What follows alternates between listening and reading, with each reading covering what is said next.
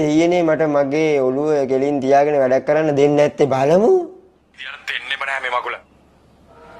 මොකද්ද හොල්මයි ගන්න? වෙබ්සයිට් එකේ වැඩ මගේ ෆගැන්ඩ් වලට වෙබ්සයිට් එකක් හදලා මගේ ෆගැන්ඩ් channel එකට ෆගැන්ඩ් වලට කියලා කිය මේ වෙලාව හරියට මේ මල මගුල දොර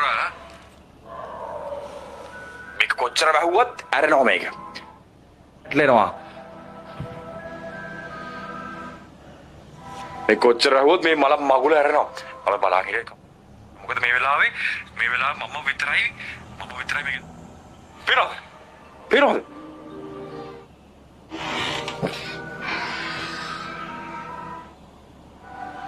මේ කොච්චර කොහොම තිබ්බත්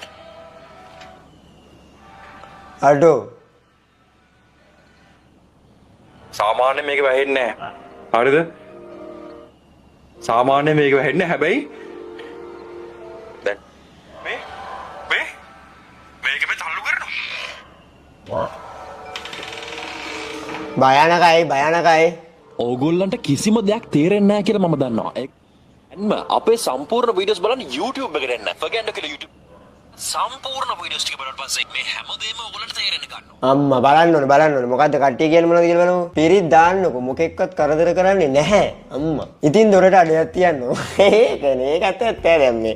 මම මේක වැරදි මේ කියනනේ මේක බොරු කියනනේ මේ කතාව ඇත්තේ උනද? දොරට අඩයක් තිබ්බනම් හරි. මොනා හරි ආරක්ෂාවක් කරගත්තා නම් හරි අයියේ. මොනා කරා පරිස්සමෙන් අයියේ. ෆර්ගැන්ඩෝව වටන්න ඔය පොඩි දෙයකට බෑ. හිත හයිය කරන් ඉස්සරහ වැඩ ටික පරිස්සමෙන් කරගන්නයි ඇත්ත.